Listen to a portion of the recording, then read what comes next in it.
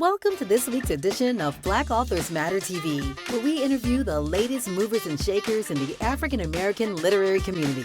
You'll meet some old friends, discover new ones, and stay abreast of the latest book developments around the country and even the world. So sit back and relax for the next 2 hours with Black Authors Matter TV co-hosts Gwen Richardson and Dr. Rhonda Lawson.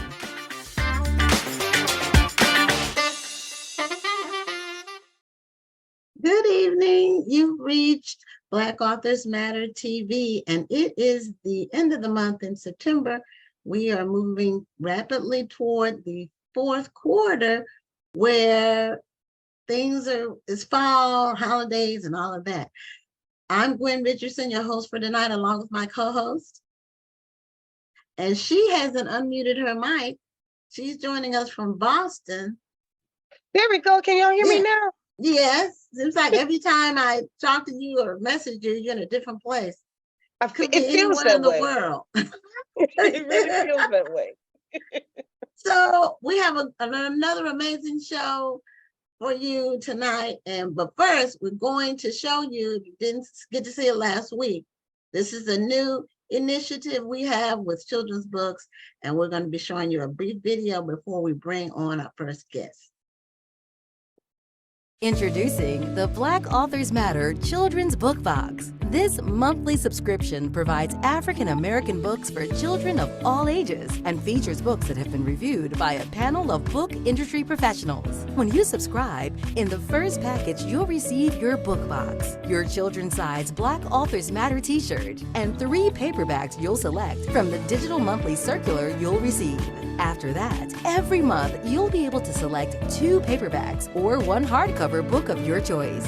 Whether you're a parent, relative, or educator, the subscription will provide your children with hours of education and enjoyment. Start your subscription today by visiting blackauthorsmatterbookbox.com.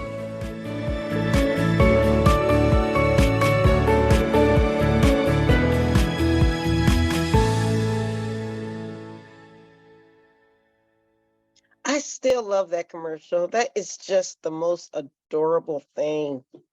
Well, the reason we're able to do different initiatives and bring you all new, innovative things is because of the amazing team of people that we have that work with us, with the festival, with Black Authors Matter TV, and all of our other things we're doing. We have the best team. I will put our team up against any team as far as professionalism, innovation, and just the ability to execute. We have the best. That's awesome. And I agree, because I've met a lot of your team. Yeah, and you're part of the team too. Just claim it. We have one book to give away later on. And for those of you who are planning to attend the National Black Book Festival, it is going to be awesome this year. And we don't have any more vendor space. We sold out of that about 6 weeks ago, but it is going to be amazing. So we're going to bring on our first guest, and then we will give away the book at the end of this first interview. And some of you all who watch the show are familiar with Black Odyssey Media. That's the imprint that Entice has. And she has several book releases that we've been able to highlight on the show with different authors. And this is another one of the book releases.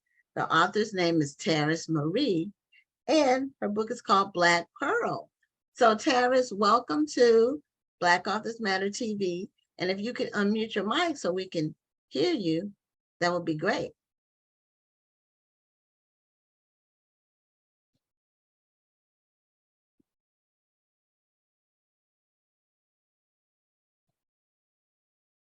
Just hit the mute. All right. Can you hear me? There she is. Yeah. Hey. Yes.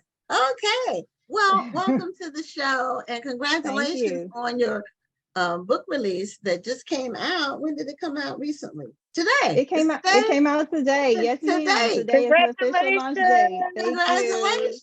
Today's book release day. And you're one of the many authors that Black Odyssey Media has under its umbrella. And also, you'll be at the National Black Book Festival as well this Yes, year. ma'am. So I'll get a chance to meet you in person, along with Rhonda. We'll be meeting you in person too. That's right. And I was actually there last year as a guest. You know, I was just kind of perusing, looking around, meeting everybody. I was a Okay. bystander. So I am so excited to come there this year as an author. So I'm looking forward to it. I love Okay. when that happens, when people say they just came to watch and see what's going on. They came as a supporter and then they're coming back as an author. I think that's amazing. And by the way, what else is amazing? That top is everything. It Come is. on now. Yes, thank you. Thank you. Thank you so much. I appreciate It I it. don't is. know if that's one piece or if that's a jacket over a shirt, but I just love that look. That looks great Thank on you. you. Thank you. Yes, it's a dress and it's over a shirt.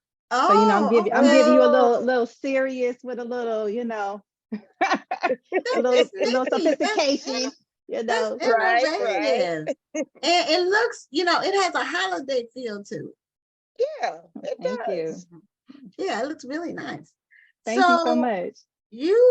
now when you came last year to the festival, Yes, had ma'am. you already signed your book deal with Black Odyssey?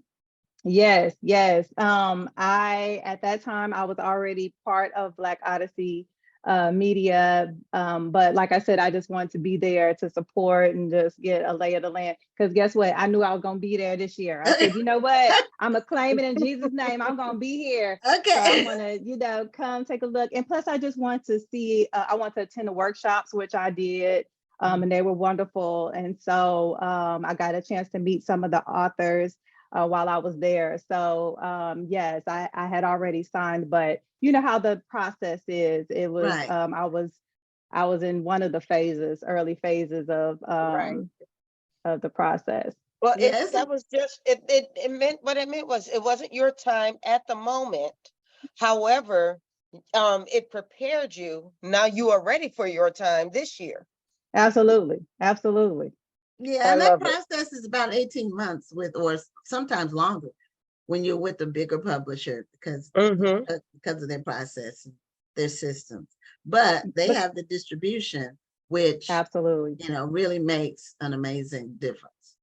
And can I tell you what else was amazing? The team at Black Odyssey Media, they're on point. Okay. So we Okay. were just moving along the process. And when you have God in the mix, I mean, everything has, it would just move like an engine. So I started writing in 2020 and I signed with Black Odyssey Media in 2021, I believe.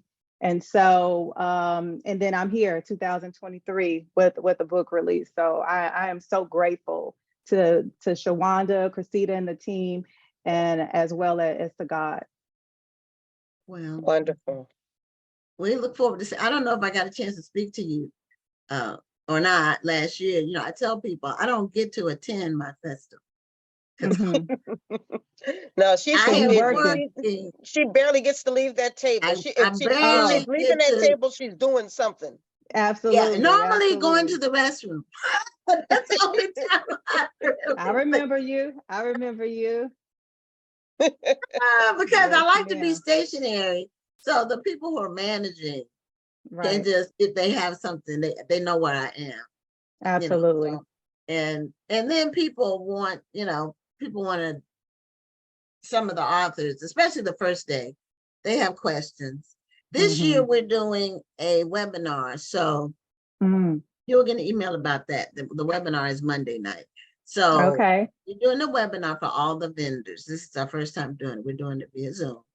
And it'll Okay. last about an hour where they can, we'll basically tell them what to expect. Then they can pepper us with all the questions that they have. And they get one-on-one direct answers. They don't have to wonder or search Mhm. Mhm. or even read their emails, which they should, but some of them don't read their emails. So Mhm. Mhm. Mm. She just low-key called some people out, but we're not gonna Okay, say I heard that. I heard that. a Read very your common email. issue every year, every Mhm. single year. And then what really, okay, this is an aside, but what really gets me is I send the email out with every detail, the people need to know. Then they'll respond with the question that's in the email. I'm like, okay, read the email. But I'm not going to do it again. But anyway, this is my assignment that I have, and I have the grace to handle it and manage it. And it's been 16 years. Come on. So, amen to that. And this year we have a billboard in the area of the church is, getting a lot of attention. People are telling me they've seen it. So it's really, really great. So Okay. we try to do different things for marketing because you have to reach the people where they are. Absolutely. Right, I'm looking forward to it. And they're on social media. We do a lot of advertising on social media, a lot. And then we do some other things, but that's mainly that our advertising. And we send out things. We reach out to the schools. In fact, we have one school district sending 50 families on Saturday to the festival. One of the area schools. Wonderful. All right. It's new. We reached out to them, and they're excited, and they're putting out a district-wide communication to all of the families in the district about the festival. That's awesome. That is very awesome. So you better be ready, ma'am, Miss I'm Tarris. gonna be ready, honey. Look, we don't have to worry about that. Look, she's gonna be stacked and ready, honey. Okay, be ready. So, All right, Tarris, is this your first book? Now, it is the first book that I published. It was not the first book that I wrote, if that makes sense. Yeah, but because during so I told you I started writing in 2020. And so at that time, there were all these different characters that were speaking to me, is the best way I can say it. And so I had written 4 different, this was my 4th novel, but I had no clue of structure. All I was doing was writing what I thought writing a story was, which was just, from beginning to end, doing different chapters. And I didn't really have it, like punctuation wasn't correct and all of those different things, because I had come from the corporate world. And so because of that, I was just writing what was coming to me. But what happened was Black Pearl stood out as far as the time period is the 90s, and that's when I grew up. Okay. And I knew that I needed help. So I reached out to a writing coach. And so this was the story that we felt would be the best in order to be able to develop my skills and to be able to, get me acclimated and understand the structure and things like that. So this is the first book that I'm bringing out. And this was the first book that I would say, learned how to truly write. Because in the beginning, for all my early writers out there, I didn't know. I was just writing, and then I thought that the editor's job was to just go and then fix it. So it's like, you just write it. You thought all you need to do is just tell your little story, and everybody else was going to fix it for you, and then you can just sit back. No, that is not true. And so once I understood that, and I actually found that out from an editor, then I hired a writing coach, and he was wonderful. His name is Bruce McAllister, and he had 30 years of experience as a professor, and so in a college setting. And so he was a teacher by nature. And so he just took me under his wing, and he said I was a quick study. And so I just, started hitting and understanding it. And it took me about 2 months to write Black Pearl in the first draft. And so, what do you feel was the as you were going through this process, because you said you came from the corporate world, so you already knew how to write, you already had good grammar. But what was it that surprised you about this type of writing, about writing fiction? Okay. So actually, I did come from the corporate world, but I truly I was a fashion merchandise, merchandising, a buyer. So I was a numbers person. So the things that I mostly wrote was just financial statements and things like that. Although in hindsight, I can say that as a little girl growing up, I was into the arts and, all of that. But what actually happened was I lost my central vision and Mm. I had become legally blind. And so when that happened, I lost my job. And the best way I can explain that, I tell people I went through a season of loss. So I lost my central vision. I had lost my job. I got into a Wow. car accident, lost my car because I totaled that out. And so I hit a very low, point in my life. And during that time when I hit that low, I questioned my purpose in life. And so when I was down there on the ground, then I heard, first I heard someone tell me that I was alone, even though I have my children and my husband, but then I heard a stronger voice say, get up, and so I got up, I looked in the mirror, I was a hot mess. I got into the shower, cleaned myself off, and then I started praying and I said, God, tell me what you want me to do. And I promise I will never get on that floor again. And I will help as many people as I can to never get on that floor. And God said, write a book. So Juneteenth 2020, I sat down in front of Microsoft Word and then I said, okay, now what? Yeah, there you so, go. so then the character Okay, I'm started here. talking to Okay, me. what I do Yes. now? Yeah, so there was my first character that started talking to me, so I just started writing. And so to answer your question, the difference was huge because although a lot of things came natural to me, like you said, because I went to college and I understood the basics when it came to paragraph and things like that.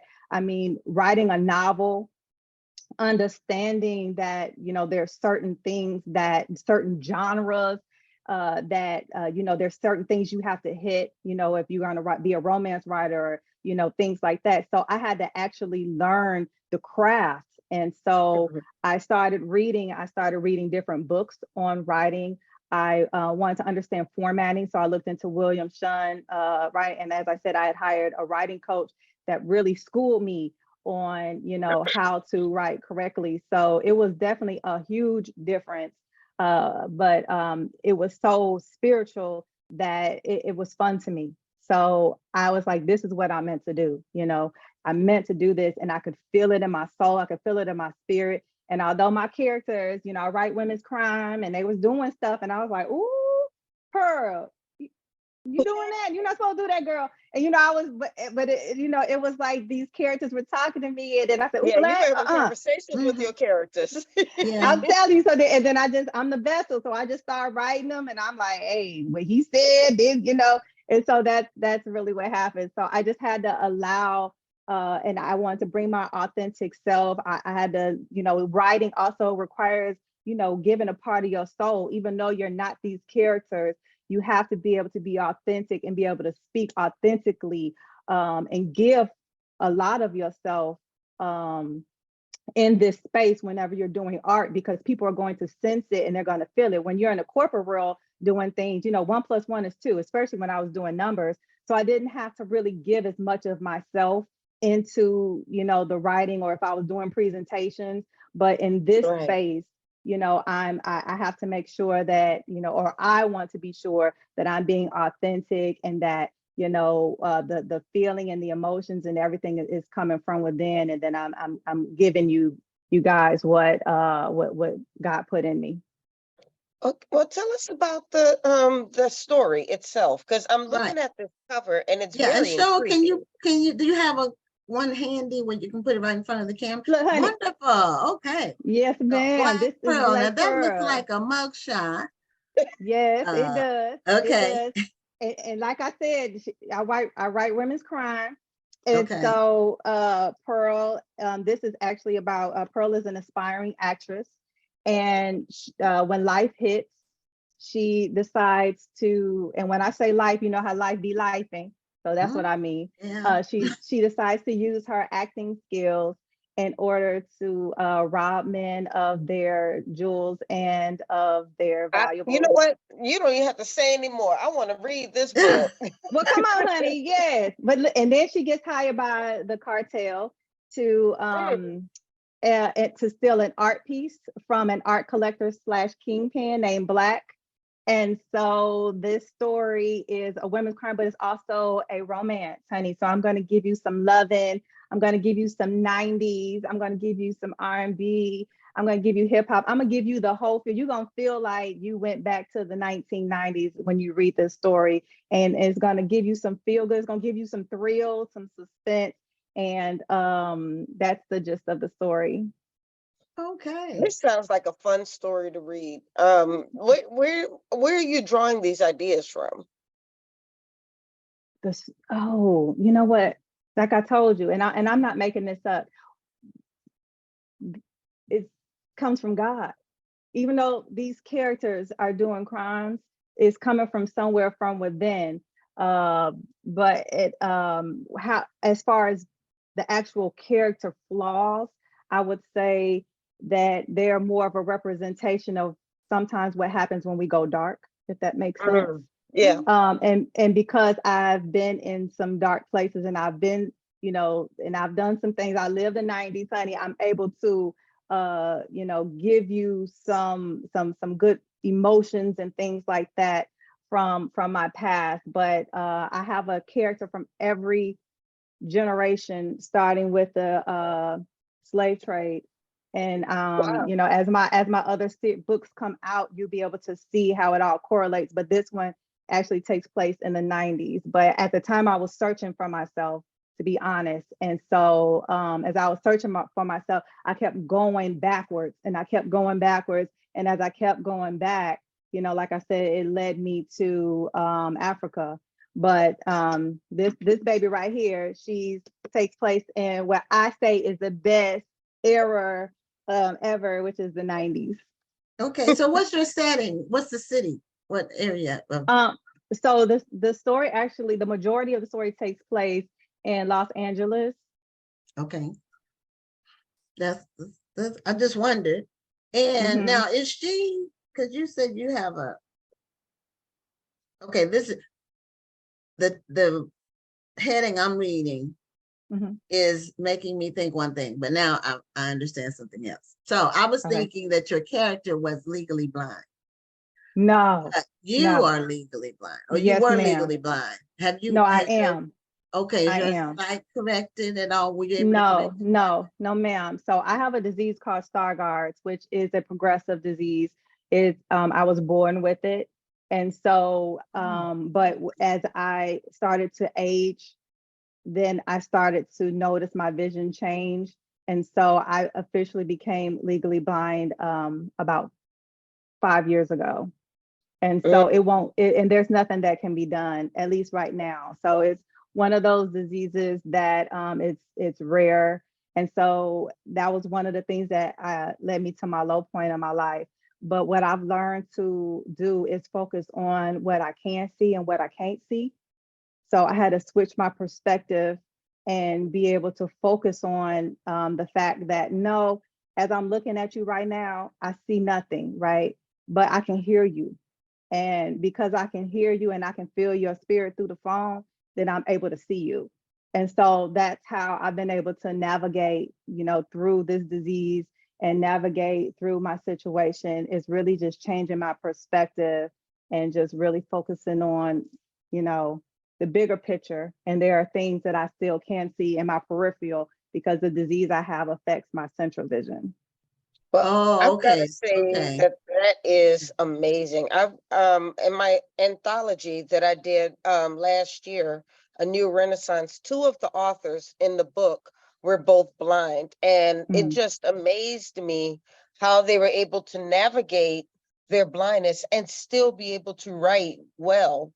They use some use technology, they use technology as well as their, I guess they were, I don't know if one of them was able to see just a little bit, but Mhm. just the technology that they used and how they were able to navigate their blindness and still pursue their passion of writing has always really amazed me. And you're a part of that now, just to see how you're navigating that and still living your life. You're still pursuing your dreams. That's something that we don't see every day, and I think that is something that can be inspirational to other people who may find themselves in that position. Absolutely. You know, as my pastor say, you know, we don't look like what we've been through, right? But Absolutely.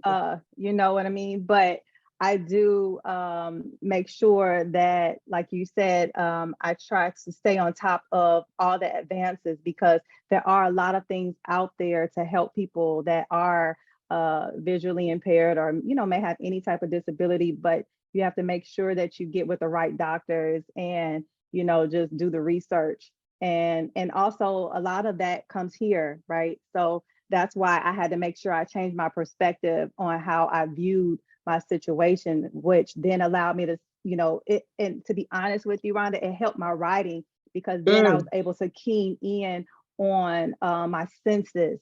You know, if you notice, I talk a lot about smells and touch, and, you know, things like that, the simple things that we take for granted. But all of my other senses have heightened in ways that, you know, have made me become a better artist. And so I thank God for that. And so I think that's something else that allows me to also navigate, because, you know, I can smell something, you know, I can smell a storm coming, you know what I mean? Oh, you know, You we can know, all smell rain now. Come on now. no, I can smell it. Look, it was a whole, we were at a picnic at the park with my family, and the sun was shining. And I said, pack up, it's about to rain. They like, what? We packed it up, got in that car, and it was like, shh, as soon as we got in, you know what I'm saying? So I was like, what I tell you? What I tell you? Now, I wish God would have gave me that sense of hearing, because I was like, Lord, I want to be able to sing, you know what I'm saying? Right. But, you know, he didn't do that. But he definitely helped me with my sense of smell, you know, my touch, and, you know, things like that. And so, and I do hear things differently, you know what I mean? I'm Right. able to hear things, I'm able to use my ears to hear, you know, different things that I had originally took for granted when I was able to see clearly. So I will say there is a blessing that has come out of that, this situation. Of course, because look, now I went from the floor. Now I'm talking to y'all 3 years later. I'm signed with Black Odyssey Media. You know, I'm doing things that I never thought that I would do. And so you know, I would just, you know, tell anyone that no matter what you're going through, that just make sure you keep God first, and also that you just stick with your dreams, and you make sure that you, whatever you do, that is, you understand that it's bigger than yourself. You know, Amen. you're on this earth to serve and to help others. And then that season is temporary, and that there truly is going to be sunshine at the end of the storm, period. Well, it hasn't affected your fashion sense and your color coordination, because you put an Thank you, outfit together and thank without, you, you know, lady, some thank people you. can see and can't put an outfit together like that. Thank you She's so right, you much. Thank you. Thank you. Like I So said, look, it hasn't affected thank you, that. thank you, thank you. I So are you appreciate you. able to, we have a minute or so left. Are you going Uh-huh. to be doing any kind of a tour? Yes, okay. So I'm glad you asked me that. I will be at Kindred Bookstores in Third Ward on October the 7th. Okay. I'll be in Atlanta October the 14th at the Bookworm. I will be at Honeyland Festival in November. Of course, I'm going to be there with you guys. And I'll be in my hometown November the 4th in Gary, Indiana, doing a book signing. So we're going to make it really fun. We're going to have a masquerade themed party to you know, set it off and just celebrate new beginnings and abundance, and just have a good time. So yes, so that's where I'll be. Awesome, awesome, awesome. Well, make sure you keep us posted on everything that you're doing. And when you get a chance, put your put what you're doing in the link or in the chat, so people in the area can support you. All right. Right, Well, thank your book you. tour, put that in there. Right. And show us your book cover one more time. It's Today right here. is Tarris Marie's Yes. official release date for her book, Black Pearl. And Yes, it's it's available wherever books are sold. And absolutely. I did put the link to your website in the chat. So everybody go and support this book. And then once you support it, make sure you leave a review. I tell people that all the time. Make sure you leave a review, because that's the way that authors are able to build their readership. It's the way that they're able to grow. And it's also the way that they can get better. So I'm not Absolutely. saying be nasty, but give honest reviews, because that's the way we get better as authors, by letting us know Absolutely. how you really feel. But be Absolutely. positive, even if it's Yes, not please good be news. positive. Be Please be positive. positive. Don't come in here with Yeah. all of that negativity. That's not helping Yeah. anybody. Be positive. Right. Yes. And also my auto people that are visually impaired, or those who are busy that just are on the go, it's available in audio as well. So Okay, Yay! great, yes, wonderful, yes. So wonderful. thank you, ladies, so much. Okay, Thank well, you have a you. great evening. Congratulations again, and Thank we'll you. see Thank you you. in about a month at the book festival. Yes, ma'am. Thank you. Look forward to it. Okay, good All right. night. Bye-bye. Good night. Bye. Thanks for having me. Thank you for having me. You're welcome. Okay, so we're gonna do this one book giveaway that we have, and it's a book we've given away before, but we have extra copies. This is The Family Business 2 by Carl Weber. This is a book, a hardcover. It is not an art. And the trivia question for this book is, what is the name of the Duncan family's new CEO? You can give us the first name, the last name, the first name, well, not the last name, but the first name or the first and last name. Once you give us the answer, you can get it. So if you only give us the first name, that's fine. That's what I was trying to say. So we have our next guest, and I'm going to bring her on, and you get started, Rhonda, with the interview with Resse Ryan, because our 8:30 guest is waiting, and I need to text her and let her know her time zone. She's on the East Coast, and she has the time mixed up, I believe. So, okay. Wait, I think we have an answer already. Let me make sure. okay. And Yep, we meanwhile, have an yes, answer. Curtis, Come I on, think. Curtis. Curtis is fast. Okay, Curtis, he's on it. So we're going to bring on our second guest, Resse Ryan. She's a romance author, and I'm going to communicate with our 8:30 guest to make sure she understands about the time zone difference. I will be right back. But welcome, Resse and Rhonda. The co-host is going to get started. I will be right back. Hi, Resse. How are Hi, you how today? are you? Thank How you are for you this joining evening? us.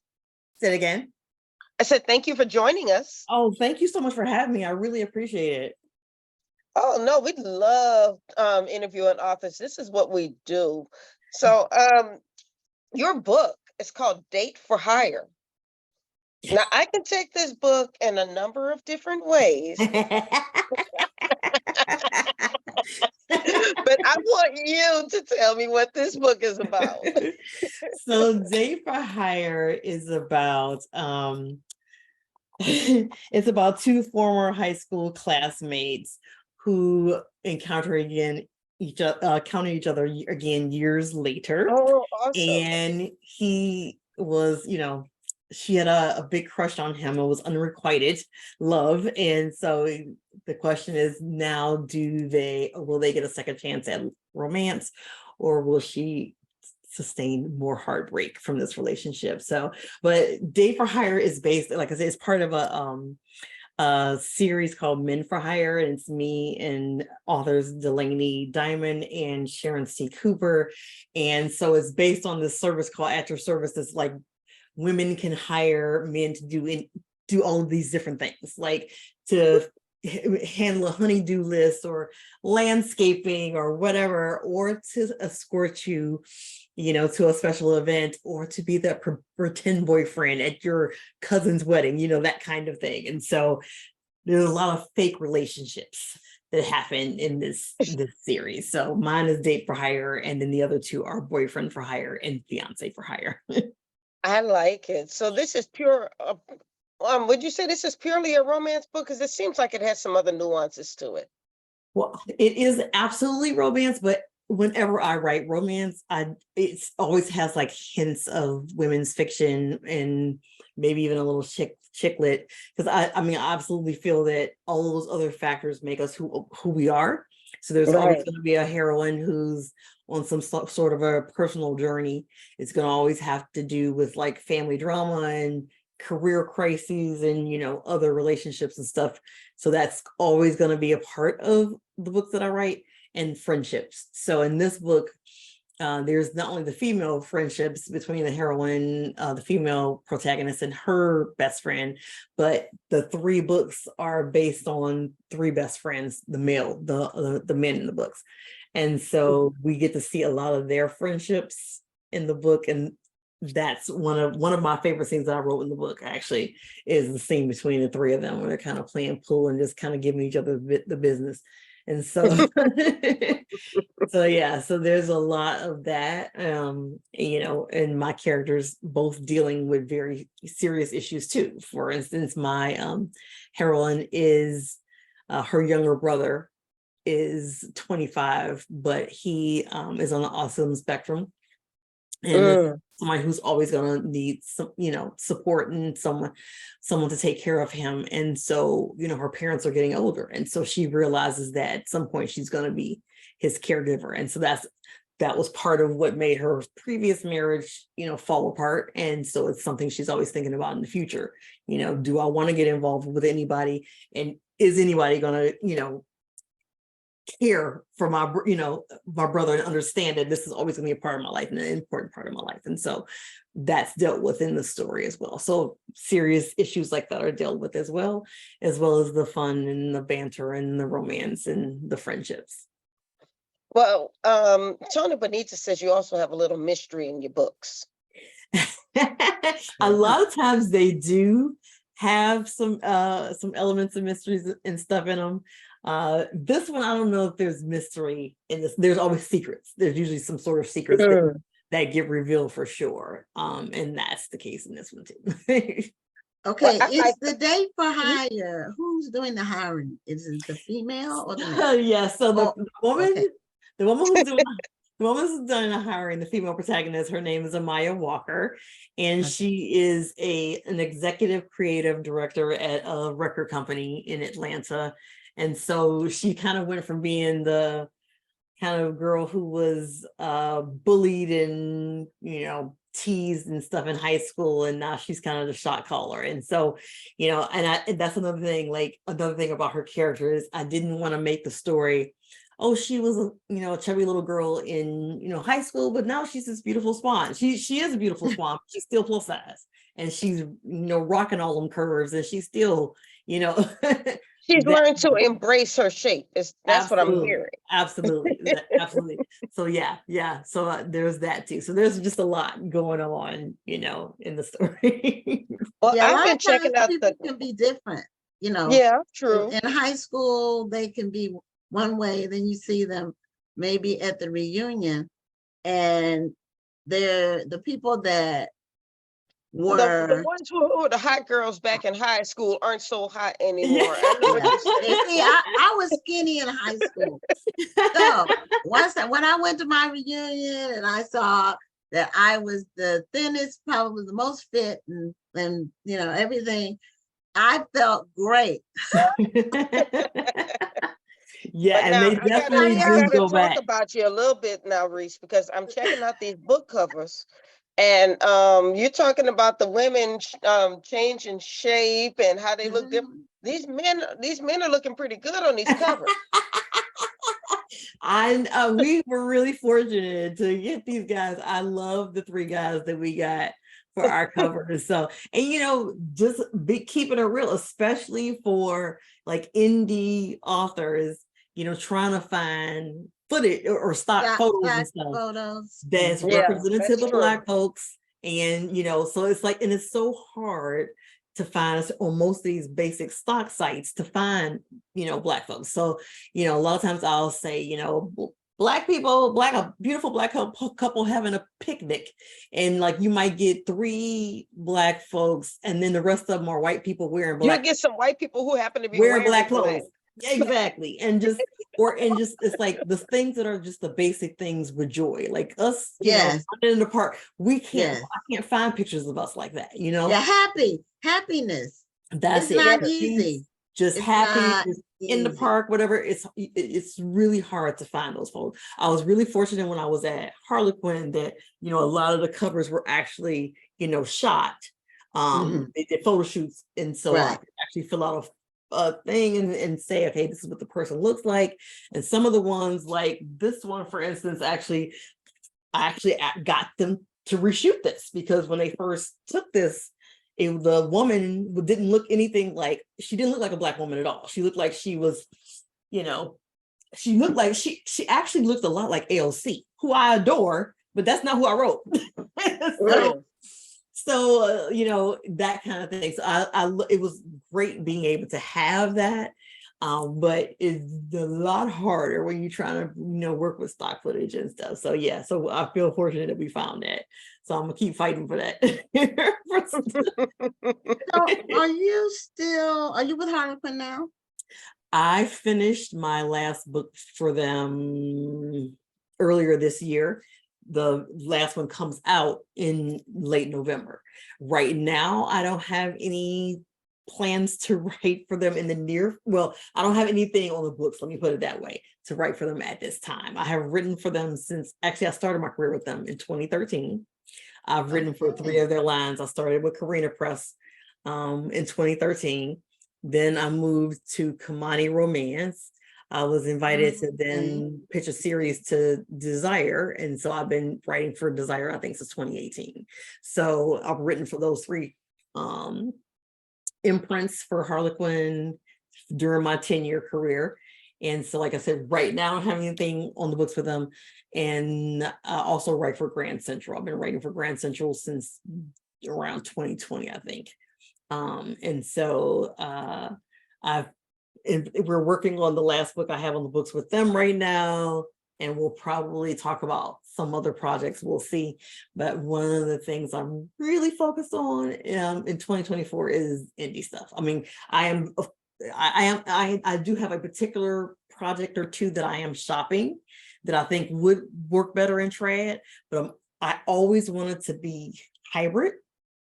Okay. And once I got into category and just started kind of like being on that hamster wheel of category, I lost sight and time to work on doing indie projects. And so 10 years down the road, I'm like kicking myself that I did not stay with that plan of trying to be hybrid and feeding both. And so I definitely want to make the indie side a priority as I, go forward to make sure that I want to be hybrid, not just one or the other. Because Well, I'm sure you this learned a industry lot about the changes. process by being with the bigger publisher. You learn a lot about the Absolutely. different steps, the different people involved And gain in the a step. big readership. So yeah. You get the distribution. Absolutely. So that's it. Now, how many books do you have under your belt? Because I know those romance books, they get pumped out. When you sign with those people, you have to do a lot, as a matter of fact, writing. But they're shorter books. Yes, so they're around 50K. And so I just had the book that's coming out next, and later in October is my 25th Harlequin book. And then I have maybe 5 indie books, or either indie or with Grand Central. So between Grand Central and my indie books, I probably have another 5 books. So I think it's around 30. Okay, well, I had been seeing your name for quite a while. I don't know if it probably came across my news feed, or one of my Facebook friends posted something. I don't know if we're connected. I don't think we are. Because I think I tried to tag you and you didn't come up. So that means we weren't. But I just have been seeing you over the years, and I had written down your name like a year ago as a potential guest on the show. And sometimes it takes a while for me to get around, depending on what's Well, going I'm so on. glad you reached out. So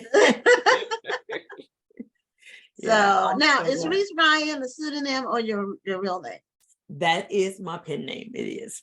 Okay, all right. I just wondered. I think it has a ring to it, Thank you. It does. It does. I actually do love the sound of my government name, but I'm super conservative in laws, and so that's when I knew I was writing romance, and I write high heat. So I went with the pen name, but I am kicking myself for not keeping my first name because that would just make it easier, especially when I first started. When I first started off, like before I was even published. And sometimes I would go out with writer groups and like we would place an order and we call it Resse. And I'm like sitting there like, wonder when my order is going to be done. It took a while to get adjusted to it. You forgot who you were. Yeah. Right. But now 10 years down the road, it's second nature. Yeah, well, a lot of people do that. Some people use their middle name, their first name and the middle name as their writing name, or just a completely different name because they want to keep their writing career separate from their day job, so to speak, and Right. have a conflict of interest or disinterest. Yeah. Like some kind of conflict. So I think that's great. And I think now the Date for Hire, this is your indie project. This is an indie project, and like I said, Okay. it's a group collaboration with two other indie authors, Sharon C. Cooper and Oh, Delaney okay. Diamond. Yeah, I did notice that when I was looking at the covers that each of them had each of the books had a different author. So how did you all come together to come up with that idea? So Delaney and Sharon are both in Atlanta and have known each other for a really long time through a local writers group there. And so they have been doing these collaborations with different authors over the years. So it would be the two of them and a third author. And so Stephanie Nicole Norris, they've done with her before. They've done a couple with Cheryl Lister. And so it was so funny because like I would see that and I love both of them. And so I was like, I hope one day they pick me. And so when Sharon reached out and asked me if I'd be interested, I was so excited to do that. So Sharon, like I said, the two of them had decided they wanted to collab with me. And so they reached out. And so we just kind of met and started talking about like possibilities for the series. And, over a couple of meetings, we decided, thinking about fake relationships. And then I had mentioned this company that I saw. It was like Husband for Hire or something like that, where you could hire a guy to do the things, if you didn't have a husband to do these things, you could hire, whatever. And so that kind of, we took off from there in terms of thinking about this agency, this actor service agency that's at the center of the story. And so it came up like that. But the collaboration was just really fun, working together and just coming up with ideas and bouncing ideas off of each other and working together to make sure that the guys were authentic, felt authentic for each of us. That, like, for instance, whenever I do, because I've done other collaborations and stuff, in Harlequin, they have a lot of collaboration projects. Oh, and so I love incorporating the other characters from the stories in as much as possible. Yeah. It's fun for the readers and it's fun for me as well. Sharon's been on the show. I can't, She's awesome. After a while, we've had so many guests. We've had over 500 guests. So, oh my goodness. Has Cheryl Lister been on, Rhonda, since I'm trying to remember. We've had so many guests. We have had so many You guests. do a much better job of remembering these names than I do. Well, I remember the name Cheryl Lister, but I don't remember if she was on the show or if I invited her on the show. But anyway, I think she has been on. Is she part of that Juneteenth, the Bays of Juneteenth? Yes. Cheryl Lister part of that? Yes. Okay. That's okay. So I'm pretty sure she was on with that, with that effort, because we had 3 of the authors on at the same time, and she might have been one of the 3. when they, because that was a kind of a neat way of releasing a project. You know, when you write, you don't want to get stale, you Right, know. right. You don't want Definitely to is a get way to keep it formulaic. fun.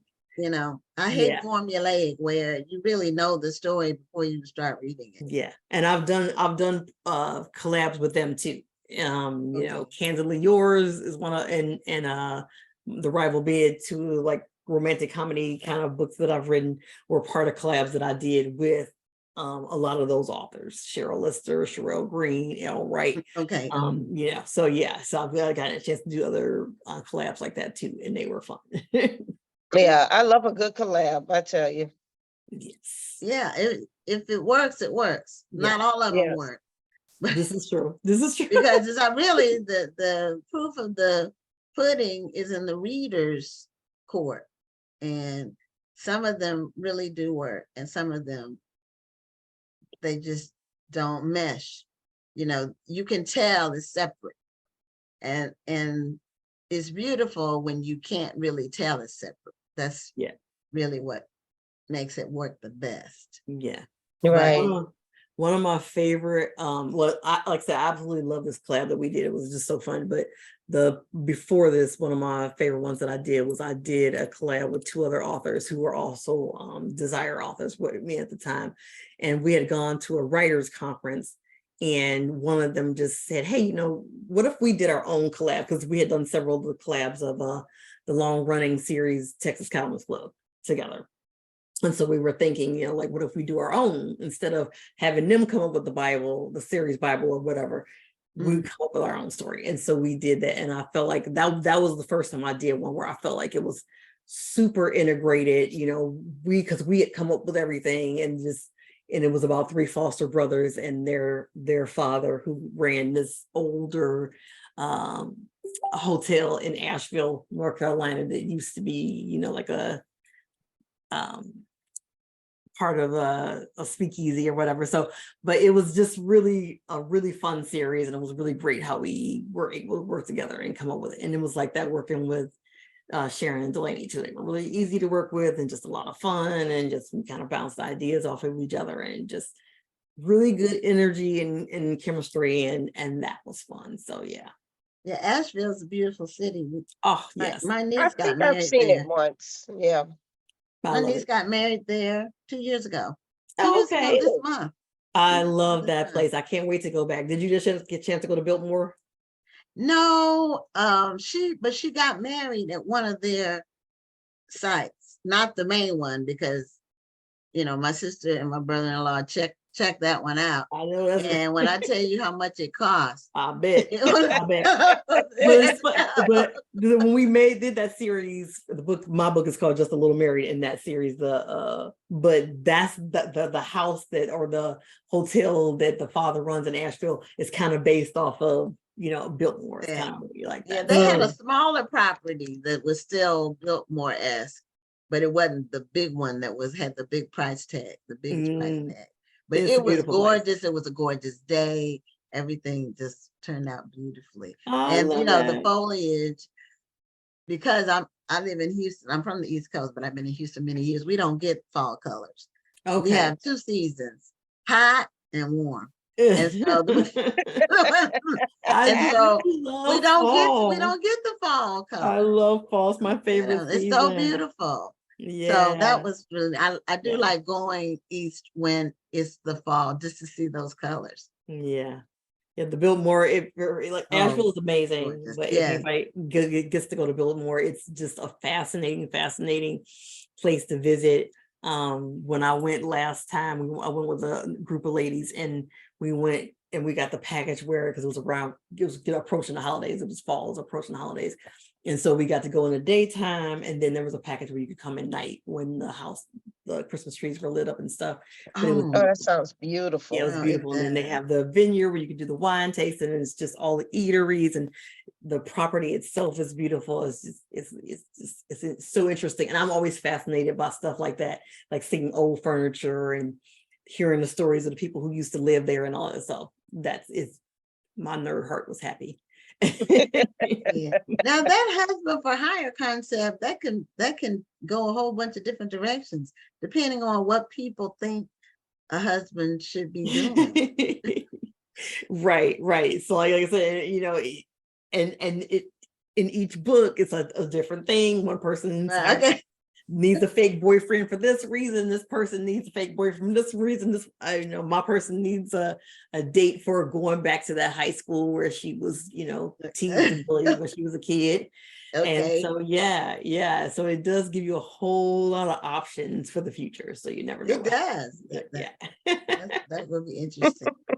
So are all of your books romances? Is that like the thing? So that you thus far, they Okay. have all been contemporary romance.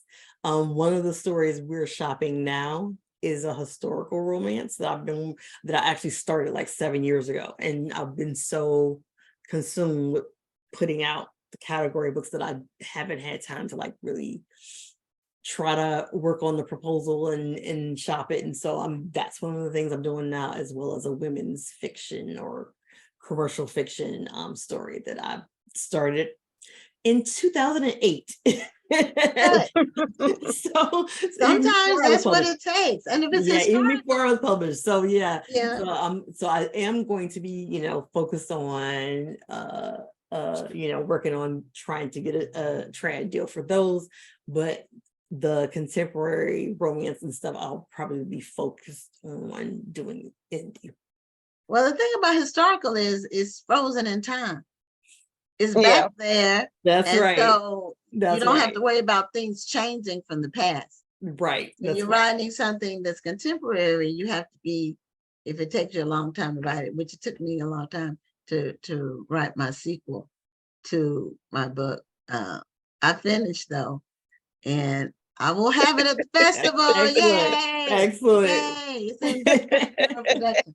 It's like that sometimes, right? So, some books are harder to write. They just, Yeah, you whatever have to, reason. and then I write in spurts. I don't, I write when I'm motivated and moved, and fiction is harder. So, I really envy people who can just like See, I'm the create opposite. I scenes can write fiction, but when I'm writing nonfiction, sometimes that's the challenge for me because I always want to make sure that everything is right because it's nonfiction. But I will say, even when I'm writing fiction, I still want to make sure that things make sense, and I want to make sure that they match up with what happened in real life. So I think sometimes that's the part that kind of, I don't want to say holds me back, but it's my challenge. I always want to make sure that things are just exactly right. And that was part of my hesitation too with the historical, is that like I was intimidated by the idea of historical because I'm figuring like I gotta have everything right and I gotta do the research and stuff. And then I realized that even with writing my contemporary, I'm a person that's very visual and stuff. So like for instance, if I'm writing a scene and somebody is in a house or in a hotel, I will look up a house and I will search houses and stuff in that area, in that neighborhood. Yeah. So I have it in my, Yeah. so I'm already doing that Yeah. for everything, Mhm. so I'm like, You're right. just apply it to historical and you'll be fine. So Yeah, and a lot of it is the characters, the relationships. The historical part is like a character in the book almost. mhm. But those relationships, they could be then or now, depending on who it is, how the times are. Like, if you're going way back, there were some relationships that were interracial between races. That was different. So you have to write it like that. Yeah. But, And language, that's yes, yeah, make sure you're language. not using a word that wasn't even coined yet. Right. Right. Yeah. Right. Putting that in Well, there. So you have to be aware unfortunately, of it. we're coming to the end, but if I don't, did you hold up your book yet? That Date Date for for Hire. Hire, I don't have the cover of Date for Hire with me, so I cannot hold that one up. But these are all the all the Okay, other so books that I have recently put out. and they're but all under Resse Ryan. So that's Yes. how people can find them. Yeah. And definitely. if it's Harlequin or Grand Central or one of the imprints like that, then Yes. they're available everywhere. So that's really good. And Tony Bonita said, yes, Cheryl Lister's been on the show. Tony Bonita has watched almost every show. See? So Hey, Yeah. Mama she Tony, how you knows. doing? Love you. She knows who's been on. Thank you, Tony. So anyway, Reese, thank you for being a guest on Black Authors Matter. Thank you so much for having me. And congratulations on all your writing and your upcoming books, all your indie. Yes. You're moving to Thank the you. indie lane. And welcome. That's what I said, welcome. Thank you. I appreciate that. It's Thank truly you. a pleasure to talk with you. I mean, and that smile is contagious. So thank you so much. Oh, thank you. All right, y'all have a wonderful evening. Thank you so much. Okay, you you. too. Take care. Bye-bye. Bye-bye. Okay, before we bring on our next guest, I do want to just remind people. That sounds like thunder. We need some rain, but I didn't know it was raining in the forecast. I hope I don't lose power. You know, that happens sometimes, the surge or whatever, but we'll keep our fingers crossed. Okay, so if you all out there are planning to attend the National Black Book Festival this year, it's going to be awesome. So we welcome you to come. We don't have any more vendor space for authors or for any vendors, but you'll just be blessed with just all of the information and the people, and the networking is just priceless. It's phenomenal. So, and Rhonda's going to be there. She's the literary correspondent for the festival. She's going to be there interviewing on that Saturday, the featured authors, but she's also going to be doing all other kinds of interviews while she's there as well. She's going to be moving throughout the event like she always does. So we're going to be bringing on our next guest. We're having a heavy rain, so we'll see what happens. So, our next guest is Dr. Fredrick Covington, and his book is called Gifted and Black, 365 Days of Black History. And he has a very interesting background. He's a lot of different skill sets that he operates under. He's an occupational therapist. That seems to be his main profession, but he's also an inventor, professor, and many other things. So, Dr. Covington, welcome to Black Authors Matter TV. Thank you so much, and I'm very gracious for you all to have me on. I appreciate it. Well, it's a pleasure to have you here. Thank you so much for joining us. Yes, ma'am, most definitely. And congratulations on your new book. And it came out recently. So, do you have a copy of your book with you? That Yes, you I can do. show us the I'll be cover so people one can. right with me. Okay, beautiful, beautiful. So, what made you write this book, Gifted and Black? What void did you feel was there that you needed to fill? Well, what prompted me to write the book, or my motivations behind it, is so, of course, when we were in school, every Black History Month, we would kind of get the same old spiel from first grade to the 12th grade. They'll do MLK, Thurgood Marshall, maybe throw in Harriet Tubman and Rosa Parks. And at the end of the month, somebody in the class would do the I Have a Dream speech. And that would be it for the entirety of the year. And so I lived through that, and as we all have, first through 12th grade. And then I watched my kids go through that. My oldest, who's now a sophomore in college, my 9th grader, my 7th grader, and my 4th grader, all the same thing. I think that's, Gwen's back. I think that's a good thing too, that that you focus not just on people of the past, but people who are still making history now. Yes, and I think that's something that young people need to see. Even when we look at historical films, when we see, say, Martin Luther King doing a speech or say something of that nature, and it's in black and white. However, there was full color back then. Some of these Yes. images are just put in black and white to make it seem like it was a long time ago. But in actuality, it wasn't. So yes, I Oh, think, can you all hear me and see me? yes, Yes. ma'am, we can hear you and see you. Okay, I had a power surge, I lost power, I lost internet. I was hoping you all were still going. Yes, ma'am, we're still going. Yes. We kept it rolling. Okay, thank you. I wasn't sure how to get back on. I'm sorry about that. I knew with thunderstorms, sometimes we get a surge and then, it goes off. So I missed some of the conversation, but I did hear some of the reasoning behind you doing the book. Can you open the book, and have you done that Sure. yet? I missed because I missed a little bit. Can you open the book just to let us see some of what your layout and how you Yes. organized it? So Here's do you have it by the- time periods? Do you have it? It's not alphabetical because I see Burton and Wright together. So it's Yes, not. ma'am. It's not alphabetical, and it contains individuals from the present, the past, and I wanted to have a mix of people to show young people that we're still making history. We're making history right now. We're just not. You just can't reflect on the things that we have done, but you have to reflect on things that we're presently doing. This is And so true. I mean, I think a lot of times we discount what's happening right here and now because we're still celebrating what happened in the past. But there are people right here in our own time who are still making history. And so I guess that's one of the reasons why I asked, how did you choose people?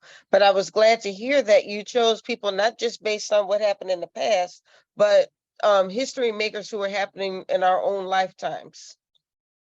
Right, exactly. So I wanted, like I said, I wanted to keep it diverse. Yes, ma'am. Okay. And I saw too that you have color inside.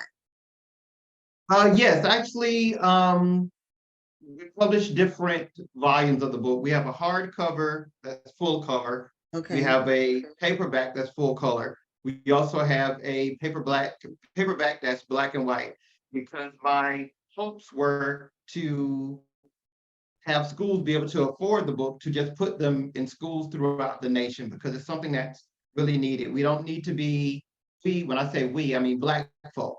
We don't need to be just talked about during Black History Month. We're boundless. We can't be held by, the 28 days of February.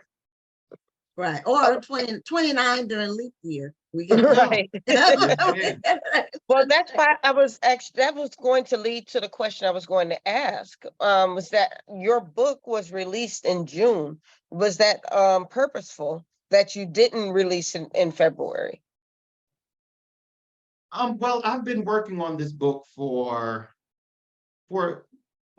almost a year, because I wanted to take my time with it. And so I didn't want to release it in February, because that kind of goes with we're just noticed during Black History Month. I intentionally didn't want to release it during Black History Month. Yes, But you ma'am. did release it during the month of Juneteenth. So Yes, ma'am. you're able to get some traction. And I did sneak that one in. Okay. Yes, ma'am. I did sneak that one in. Yes, ma'am. Yes, ma'am. Hey, you can't be mad at that. Yes, Yeah. Now, ma'am. how did you go from occupational therapist to history writer? How did you, Oh. what led you in that direction? Well, this is probably about I've written books prior to this one, but this one has a special place in my heart. I was saying, unfortunately, when you got cut off, we've seen just Black history just given to us within a month. And I watched my kids come through school, and they're getting the same spiel that we've gotten, and always ends, and I've seen this time and time again, it always ends with some student doing the I have a dream speech at the end of the month. So I wanted to get out of that bubble that they put Black history in. So that was the drive and the push for me. Yeah, it's almost like Black history is frozen in concrete. Yeah. It's the same thing. Yeah. Like you were saying, even when I was growing up, we were able to study different people. We didn't just have the handful of people, but it was driven by teachers who were really innovative and committed, and they didn't depend on the school, the school system. They did their own, we had our projects that we had to do. We had to do, I remember in 7th grade, we had to do a binder, those binders that have the little thumbtack, the folding tabs, where we had to Yes. collect information. Oh, I know what you're talking about. We would Yeah. go through Ebony and Jet, and those were very valuable Right. resources.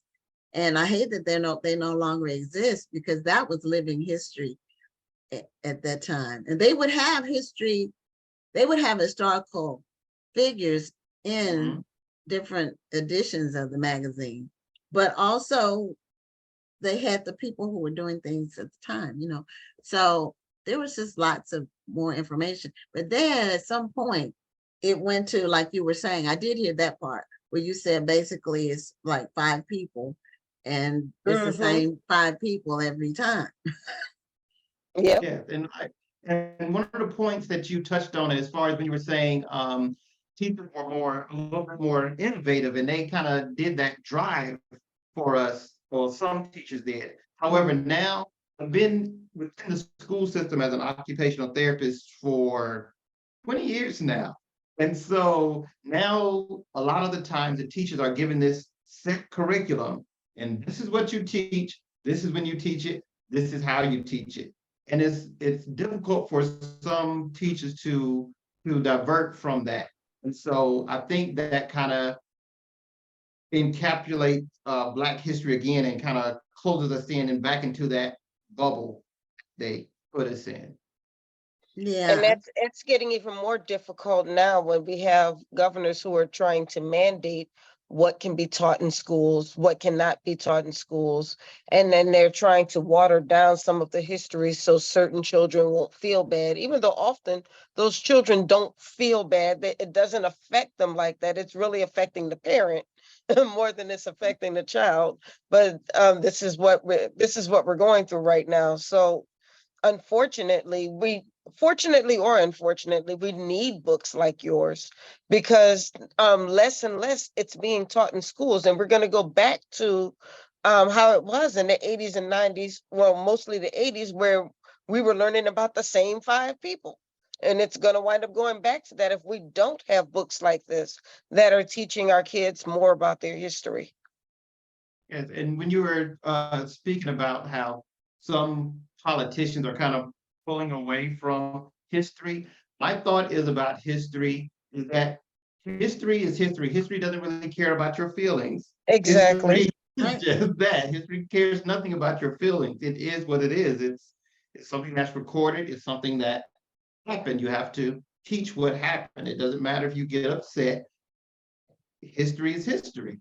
Yeah, and the context matters, because if we're talking about things, for example, that happened 100 years ago, why would you feel bad about something that happened 100 years ago and you weren't even there?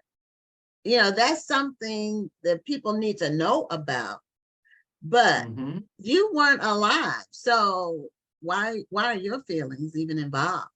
These are just facts. It's just, and you can't really move forward in the future, and you can't learn from the past if you don't know what transpired, and the past affects the present. It's all a continuum, and I say that often on this show. Our whole lives are on a continuum. We didn't just hatch. We're all part of what preceded us with our parents and grandparents, Right. and their dreams and aspirations, or their limitations. All of that is part of it. Yeah, yes. And I wanted the book to, really truly give readers, like I said, from fourth grade on up, to be able to explore Black history and look at our contributions, not only within the United States or some of the things that we've done that affect the United States, but some of the stuff that we've done to affect the world. We're world changers. And just give We somebody. Yeah. absolutely are world changers. And our history is not just in the United States. Our history, as you said, is all Mhm. over the world. So another reason why this book is so important, and because we need to know that we're not just a microcosm in America, and that we've affected change in so many other places. I've had the privilege of living overseas, and one of the things I do whenever I go to another country is I look for the Black history tours. I look for where the Black people are. It doesn't mean that that's the only place I want to be, but I want to know how we affected change in those countries, or how we Right. affected the culture in those countries. And I haven't been disappointed yet. Oh, very nice. Very nice. Yeah, Very my nice. daughter just returned from Greece today, as a matter of fact. Nice. Okay. And she went for 8 days. And she said one difference that she felt was that the Black people, where she went to Athens, um, Mykonos, and Santorini. She said Black people aren't like an object of anything over there. Like, we're not, there's no history of us being there. So there's no history, there's no attitude of there's no tension, there's no, everything is, so she said it's just totally relaxed. Mhm. And she enjoyed that. And I've heard that about Europe in general.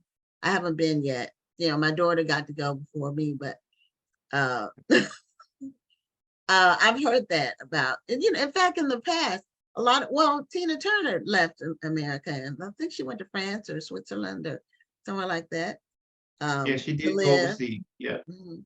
And there's not the same, there's not the history of the racial tension. Oh, So well, the relationship is different. I'm not going to go as far as to say that there's no racial tension, because there is racial tension. For instance, in the Netherlands, the Black people there have been fighting against this character called Black Pete. And Black Pete is Mm. supposedly this elf who slid down the chimney, and the soot was so bad going down the chimney that his face was black when he came down.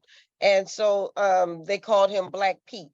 And so they've been trying to fight against that hurtful caricature of Black people for a long time, because it's just like putting a white person in blackface. So So I they've guess been it depends on where you go, just like right. anything. There are certain Mhm. countries, yeah, where racism is a little bit stronger than in other countries, but each country has their own racial strife in some way. It Right, just and may be their a own little bit culture different. too. Right.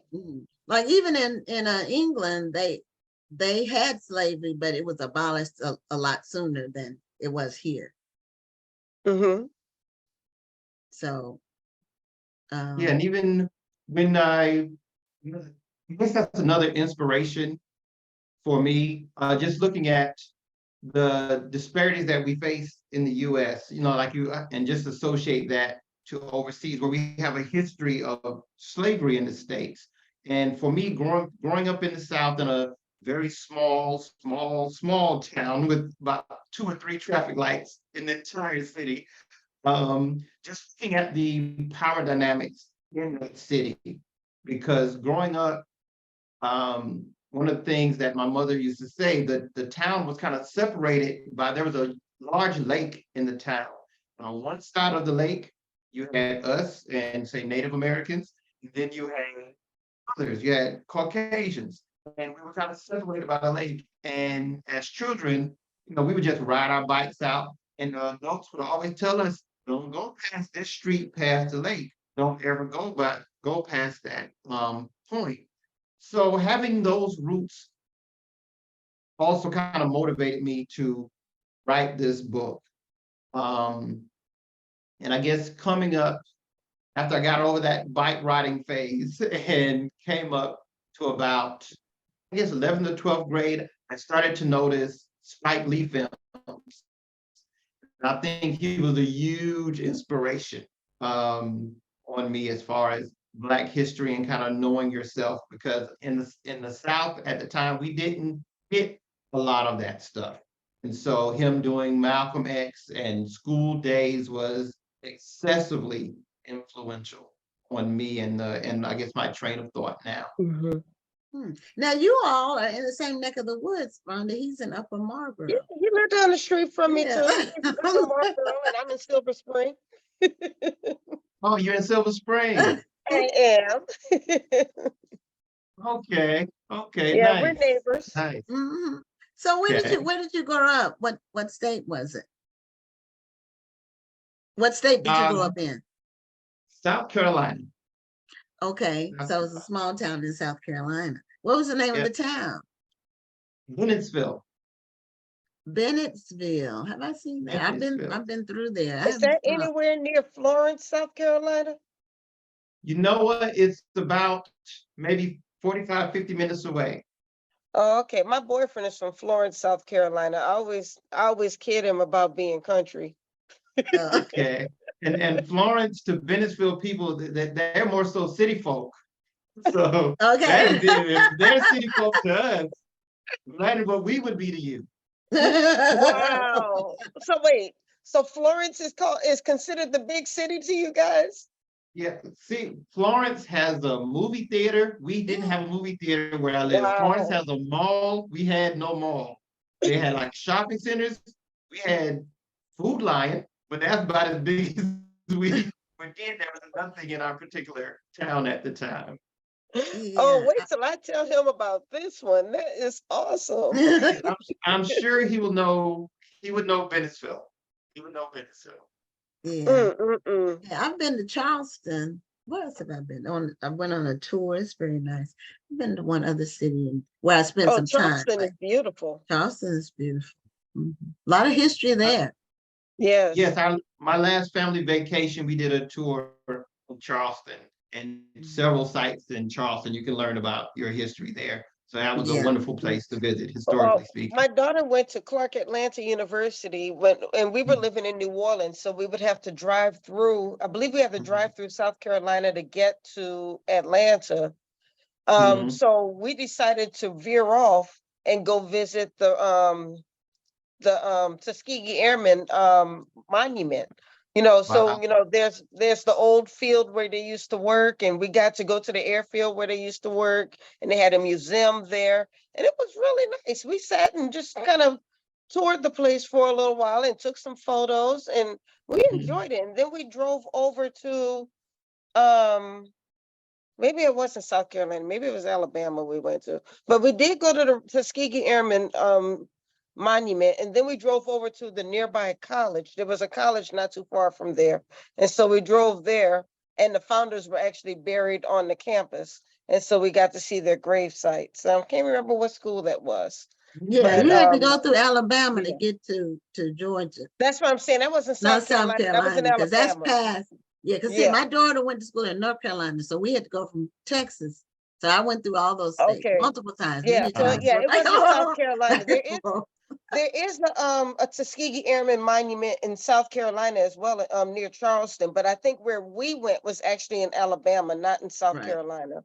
I had to think. I had to talk that one through, and I was like, "Wait a minute, that wasn't South Carolina."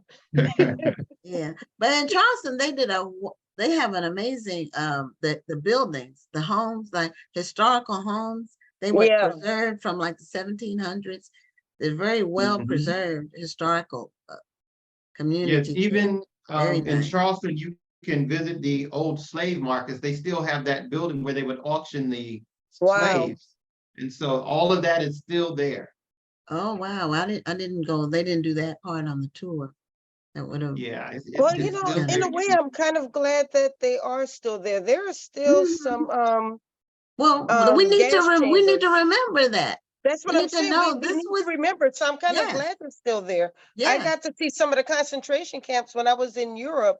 A lot of them still looked exactly like they did back in those days. And I think that's the only way that we can appreciate that history is when we can actually see the atrocities that people went through. So I'm kind of right. glad that they're still there. Yes. Well, we're at the end of it. 1 minute left. So hold up your book again. And All I'm right. glad I was able to come back on. And that's a beautiful book. It And is. I And I'm hope, glad it's big. I mean, yes, because you can, I think you yes, can really appreciate the pictures and the yes, words inside. So I'm glad it's a bigger yes, book. yes. Fine. So Yes. congratulations on that and your other work that you're doing. And thank you All for right. being a guest on Black Authors Matter TV.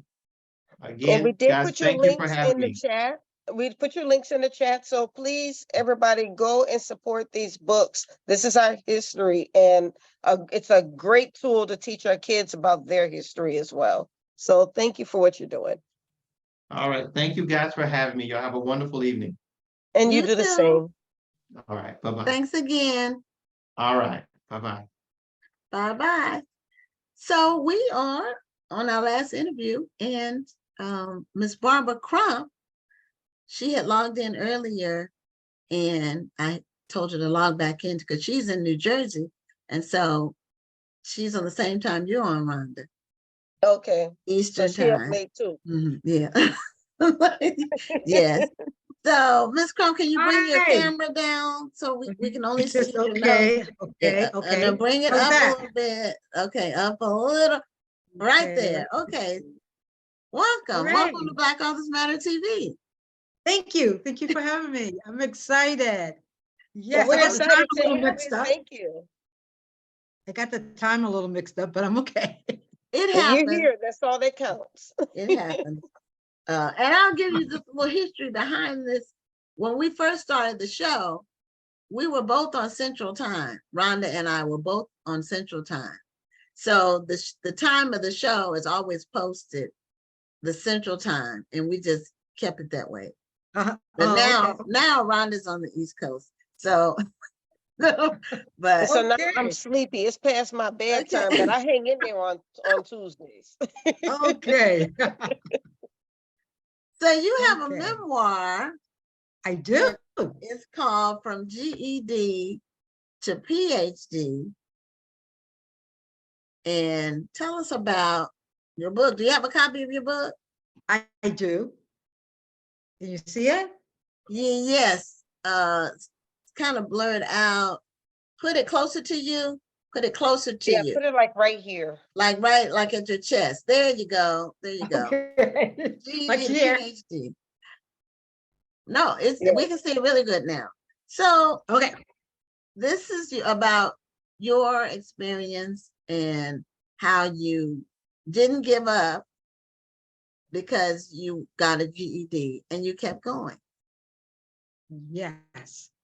And it's about my fear of, a lot of fear during my younger days. And as I grew, because I grew up in the 60s. So segregation was there. You had your colored and, your white entrance. That's how it was when I grew up. So my thing was, I wrote my book basically to impact other young people, like young women, teenage mothers, women of abuse, so sometimes it's the fear, everything stops and we don't do anything else. So my thing is like, I was pregnant at 13, dropped out of school in 9th grade. What do I know? Nothing, right? Because you sort of learn and grow through your teenage years and you build that confidence through those years. So I was a mother at that age, and it was very difficult to return to school because back then it was policy that if you're pregnant, you need to be married in order to return to school. So I didn't get to do that. Oh, you had to be But I did married get to return to school? Yeah. Wow. Wow, I didn't, Mhm. that's a new fact. I didn't know that. Where did What year you grow what year up? was that? This Or where was was it? 68, 67, Okay. 68. And where were you? Yeah. in Virginia, in the country. Okay, all right. Yeah. Hmm. Well, Wow. I still didn't know. I had that's new information. I knew sometimes you couldn't return to school, that part, Hmm. but I didn't know that you could if you got married. Yeah, you could if you got married, but Okay. I did get married and that didn't work out. Mm. So, Okay. and we Well, talk at about women who, 13, I mean, that's really too young to get married. yes, You it know. was. I discovered, Whoever you're yes. liking at 13 is generally that's If I had married who I you had a know. crush on at 13, that would have been a terrible life. Well, you know what? I- It was. It was a terrible life. Oh no. But oh you sort no. of go through life to learn, right? It's Yeah, Yes. like well, maybe that's this was true. supposed It's to a be learning me. experience, but yeah. Absolutely, absolutely. And then going through abuse and all of that. So I've been through it all that women go through and suffer through. So I'm saying, okay, let me just tell my story. It will, maybe someone will read this and say, oh my goodness, I can do this. Not the piece of, but No. there's a purpose. Mm, There's a right. purpose, Mhm. and basically I had to learn to read because ninth grade, that was it. So what do you know in ninth grade? So I had to learn to read, and I wasn't rural birth because I grew up in the country. So Mhm. this Right. little small not even integrated community is, this is your family. This is your friends that you grew up with, right? So it was a little difficult. I'm sure it was. Yeah. Now, So were you still living at home no, with your go ahead. parents though? Or when you got married, you moved away from home? I moved into I moved into my husband's mother's home. Okay. Wow. Yeah, so I Okay. lived with my mother. We lived with my mother for about a year, and then we moved out. Yeah. So, Okay. but that didn't work out. But you know what? It was a good thing because as I journey along, I think every young woman or every needs a mentor. I never had a mentor until I met my husband that I have now. That we've been together almost 50 years. Oh, okay. I Oh, thought you had wow. the first. Yeah, this Okay. is second. This is the second Oh, husband. wow. 50 Yeah. years. Well, So congratulations. That's thank you. wonderful. Mhm. So he sort of gave me direction. He's like, what are you going to do? I said, I don't know. Because he said, well, why don't you go back to school? Why should I do that? I'm saying to myself. And all of this fear is just there. So I'm like, okay, let me just go take my GED, right? I will go back. I went to college because community college, if you get 24 credits, you can get your GED. But Right. the fear of learning this sort of stopped me. So I just didn't go back. And he said, okay, then just go take the test. So I did that and I passed the test. I surprised myself. Yeah. I'm like, whoa, yes. Did you And then think it from was a that fear of day on, learning, or do you think it was a fear of failure? it could be a fear of both because being around people who I thought knew more than I did. You know what I'm saying? It's like Yes. I feel Yes. so inferior Okay. in relation to those people, and a lot of these people were younger people. I'm like, wow, so I did get my GED. It did well, and I went directly to a 4-year college. So I'm like, oh my God, yeah. I'm like, what do I do? And I'm like, Spencer, what do you think my career would be? Because I didn't know any nurses. It's like that was not, you go to the doctor, but you had no mentor in that healthcare. So I didn't know anyone. So I'm like, okay, this is why don't you become a nurse? Why? He said, because you care about people. I'm like, that's something. So that's where my journey led. But it was a lot of fear in between that. So I would always step back. It's the fear, the persistent feeling insecure, the lack of self-esteem, all of that was there, So I just needed to put this in a book to help me to be the best that I could be, and show others that, you may have bumps in the road, but that doesn't stop you from following your dream to be where you want to be in life, right? So Right. I've had a lot of bumps in the road.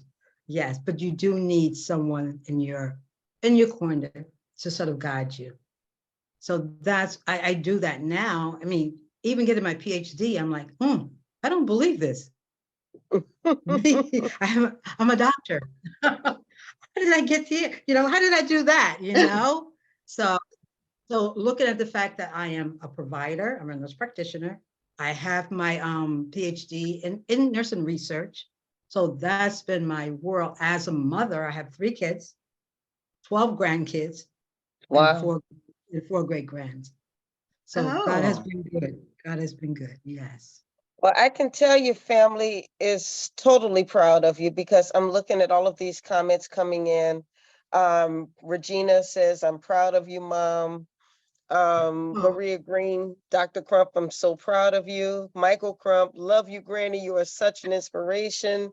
So, I mean, it's great that you shared your story because you're touching people you probably didn't even realize you were going to touch with your story. yes, that is so true. So true. And just even I teach nursing, I teach health assessment. So I share my story with those new students there's students that's coming in, and I tell them if you do the work, you will succeed. But if you don't do the work and put the time in, what are you going to do? You're going to fail, right? Right. So you've got to do the work. And that's what I sort of push with my students. And I have students. I'm like, I have students. So I'm excited. Yes, so it yes. sounds kind of like you can't believe your own life in some ways. Like, You know that imposter syndrome? yeah. Imposter syndrome is real, but I Yes, don't I yes. don't believe you have any reason to have it. I'm like, oh, yes. So where did you go to school for your different degrees? Okay. William Patterson here in Wayne, New Jersey. So that Okay. was the bachelor's program. And I was amazed with that because you know what? The nursing program was really booked up and they weren't accepting anyone. So I took all my prerequisites. I went, I gotta wait before they accept me. So that next semester I was accepted. I could not believe it. It's like God just opened that door and said, there you Right. go. Well, you had Yes, to make a step. People say if you make one step, he'll make two. So, yes, but you yes. have to make a step. So then did And I you get worked a hard. master's or was it like a 5-year program for the PhD where you got them both together? No. This was a bachelor's. This was a Okay. bachelor's of science in nursing. Okay. Right. Okay. So the thing is, it was 160 students that started out in this bachelor's program. 60 students graduated, and I was the only Black student, and 2 Oh, Hispanics. Yeah. So that was exciting, and then I started to work, and that's my registered nurse degree. So I started to work as a registered nurse. And I loved that, but still there was fear there, dealing with patients. I love the patients because I care about people, but the doctors and, the nurses, but I was dealing with that. So I sort of just, okay, I went in, I prayed, I can do this. And I did that. Okay. So and I got a job at the Veterans Hospital as a nurse, registered nurse. And that was exciting because I got to know who I was there, and the doctors were so excellent. They empowered me to do other things. So I went back to St. Peter's University, which is at Englewood Cliff, for my master's, and I became a nurse practitioner. So that was exciting. But I just never stopped. It's like I could not put this down. Like, That's what I was going to okay. say. It's so interesting to me that you went from just saying that you wanted to get your diploma to going to get a degree. And then you said, no, I'm not going to stop here. I'm just going to go ahead and get my master's degree. And then you know, I'm not gonna stop here. I'm gonna do the craziest thing ever and get my PhD. 'Cause, you know, I mean, Yes. I asked myself the whole time I was going through my doctoral process, I kept asking myself, why am I putting myself through this? I don't need this degree, but I keep going. Why am I doing this? And so, Yes. and so I always say it's a crazy thing to go for a doctoral degree, but you just kept going. Just kept Do you going. think that you just started to get a little addicted to education after you realized you could actually do this? Yes, I did. Yes. My children, I sort of, they sort of grew up on me and I'm studying. Yes. And it was amazing because, when I went in for my PhD, I had that problem. It's like, okay, I knew what I wanted to do. So I went to Phoenix, and that was convenient for me because I could work on my PhD after work, 10 o'clock at night. Mhm. And so I just continued to do that. And when it came to my comprehensive, I passed it the first time. I'm like, okay, okay. So it Well, has it been, it helped that you had a lot of practical experience too, I'm sure. Yes. yes, yes, because I graduated in 87 with my bachelor's degree. Okay. And at 64, I got my PhD. So yeah, So it's yeah, never too late, never, you can never too always be late. learning. You can always be Absolutely. growing. And, Right. as long as your mental capacity is there, Mhm. then the opportunity is there. And normally it is. It's just a matter of the desire, you know, how That's strong true. is the want to part. Mhm. And I'm at Right. this Right. point where I should be retired, but you know what? I started so late. I don't want to retire. Like, yes, it's like I'm just starting out. Well, they need people with some wisdom and Yeah. experience in a lot of these positions. All So it's right, I like helpful. that. Yeah. And then you're So, teaching other nurses. yeah, I'm- yeah, but I'm- what I was gonna ask though, you mentioned that you share your story with your students, and of course you shared your story with your family. But how else are you sharing your story? How are you going? Are you visiting schools to share your story? Are you doing book signings? What are you doing to not only promote the book but to share your story and to continue to inspire people? well, you know what? I haven't really did any book signing as of yet. You know, everything's been going on, and I have this book, and this is all new to me. Okay. So what I'm doing, I'm a mentor. So I mentor other students. So I do that. I also, in the process of everything, I want to give back to the field nursing. So I develop, me and my family, my children, my husband develop a scholarship for nursing, African American nursing students. And this is the Nice. thing, and they need to look at dignity care at the end of life, because that's my passion. So they Okay. need to like do an essay on dignity care. How would they deliver dignity care at the end? Okay. Well, how do people find out about the scholarship? Because I have a book about going to college debt free where I list scholarships. Oh, And okay. I would But they love to would need list to, your right now, scholarship. it's at William Patterson because they were my first, Oh, they it's give a me an school opportunity. specific. Yeah, but I'm thinking about how can I open it up to everyone. And Okay, yeah, yeah, I don't have school specific scholarships in there. It's for people it's for anybody basically, that can apply if they meet the requirements, but it's not oh, school specific. okay. See, I don't know too much in reference to that, but you can just email me so that I can see what I need to do. Because I Oh, okay. Well, was thinking about, I wanted to bring it out. if your scholarship is available to, it doesn't have to be nationwide, but at least it has to be regional. Because the book is national, it goes everywhere. So Okay. I try to include scholarships that anybody can apply for if they meet the requirements. I like that. Yes. Anybody That's geographically. So, because it's about raising the money to go to school and not having a lot of Right. debt. That's really, and that's my Absolutely, passion, absolutely. or one of my passions. I Yeah. have to do that. My passion is to empower other young African American in the field of nursing. Okay. Yeah, Yes. nurses are really special people because I just recently, my husband last week had a pacemaker insertion, and Mm. the nurses, and I've only been in the hospital once. That was to give birth, and that was the C-section. But my nurses were amazing. That was what I remember about really being in the hospital, is how great the nurses were.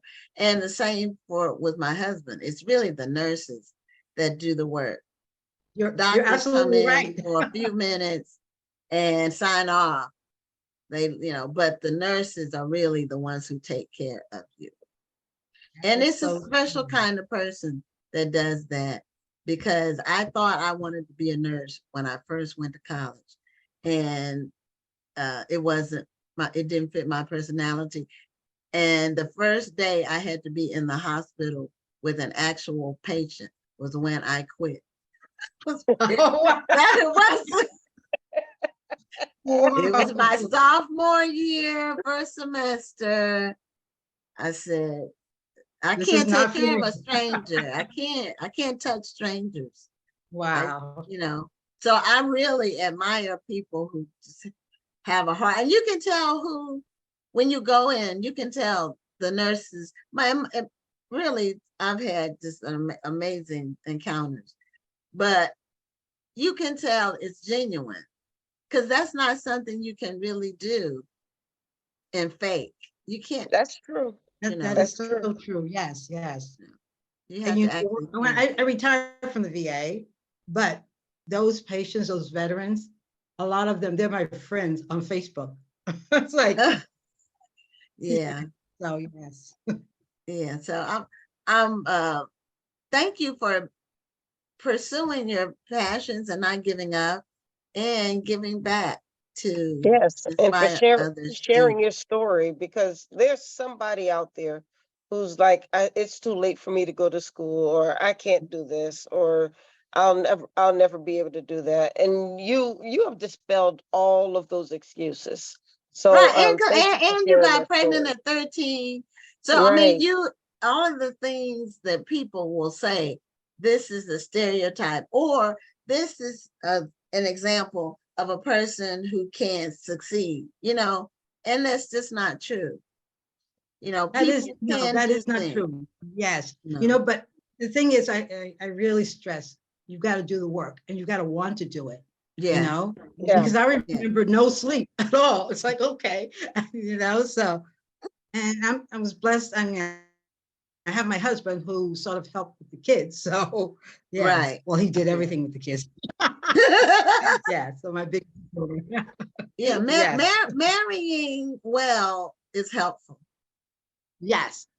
And you know what gets me with him?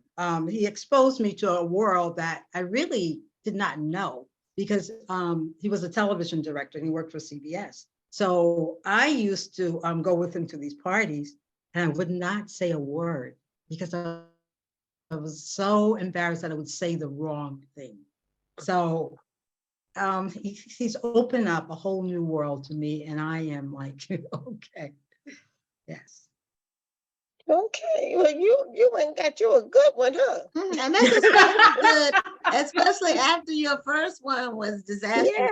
And I've been there. My first one was disastrous, but you live and learn and you move on, and then you meet the right person. I've been married as long as you. That is true. I'm not there, but 30 years I've been married. 31 actually this month it was 31.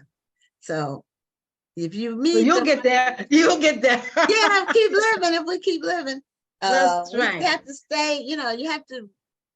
The older you get, you have to be mindful of your health. And as a nurse, you know that. Yeah, So absolutely, absolutely. mindful. But the best thing, walk 30 minutes a day. Yeah, That's the and best thing. drink plenty of water. Absolutely, absolutely. Yes, yeah. Yeah, There you staying go. hydrated becomes really important, especially Mhm. as we age. It's important the whole time, but as we age, it becomes more important. Absolutely. But I did have an online book review, which I got 5 out of 5. You know, I sent to different people. Yeah, so that I was excited. I was excited with the reviews. Yes, That's good. Now, when did the it book really come made my out? story. Oh my God. When did the book Now come out? this is in 2022. Okay, okay. Yes. So it came out Uh-huh. last year because you didn't put Yeah. that on your paper, so I Yeah. wasn't sure if it just came out. But Oh no, you know, when last it's year. is this your first book? My first book. Your Yes. first book, okay. Are So you yeah, gonna write more books? Well, you know what? I'm thinking about that, but I'm thinking about adding, looking at where I'm at now. yes. This was where I was, right? So Mhm. I've grown a lot, you know, and I walk in confidence. Everything is like, and I have this book, Owning Your Greatness, Your Greatness. Right? So I read that, and you know what? I do own it. It's like, yeah. So it's amazing. Yeah, Well, I I have think put the link to your book in the chat for anybody who wants to support the book. So go to Amazon. I just posted the link in the chat. Support this book, support this phenomenal woman. Thank you, thank you, thank you so much. It has been, it's amazing. I'm like, thank you. see you did something else. Now, how have you had any other interviews about your book? No, this is my first. See? Okay. But I did have what do you call that? They did it's a write up. I got a write up Okay. All right. within the Chicago Journal. Yeah, that. But this is my Okay. first Good. podcast. Okay. All right. Well, Yes, yes, yeah. yes. What we do is we have a conversation with our guests. So it's no pressure. And we want the audience to know about you and your motivations and what led you to write the book and how that's going. So that's what we focus on. We focus on the guests and what inspired them to write their books and this personal stuff that's helpful to people. You know, a lot of times people need to hear that somebody else has gone through something because a lot of Right. times you think you're the only one, you know, who's gone through something. Who's going through it or been through it, right? So Right, no, you're not. right, Yes. right. So it's good to hear from someone who's overcome some challenges and they can Absolutely. share. Absolutely. Well, And at show us such your a book young one more age. time. Show us your book one more time. There it is. Very good, very good. Okay. And that's me. From GED to PhD. Yes. So Barbara, thank you for being a guest on Black Authors Matter TV. And Thank you for I having hope me. you continue to inspire people with your story, with your amazing story. Thank you so much. Thank you. Thank you. You You have a ladies have an wonderful amazing evening. night. You Okay. too. Okay. Bye-bye. All right. Good Bye-bye. night. Well, there you have it. Well, that's the end of our show. Rhonda's joining us from Boston tonight. And next week, we have another amazing lineup. And So I'll we're have some actually, decent lighting next week. well, no, well, you were fine. You were Well, I'm fine. sitting right under this lamp. Oh, okay. Is it in like a hotel room? Yes, One of I'm in those my where hotel the room. light, they always have limited lighting in those rooms. Well, I had to take, you know, that little tea box they give you next to the coffee maker? It's like a little, so I took that tea box and then I set it on this desk and I put the lamp on top of it so the light can shine better on my face. Because last night when I did my show, the shadow was all the way to here. So I had to Yeah, put we the have light up a little higher. sometimes you have to use different things as props. Right. So I've had to do that. So anyway, thank you all for tuning in. And this is Black Authors Matter TV. We'll be back next week, which is also next month. We'll be in October. So it'll be October 3rd for our next show. And we welcome you back next week. Stay tuned and we will see you then. I'm Gwen Richardson signing off. And I'm Dr. Rhonda Lawson. Have a wonderful week and a great evening. Thank you for tuning in and join us next Tuesday at 7 p.m. Central, 8 p.m. Eastern for another edition of Black Authors Matter TV.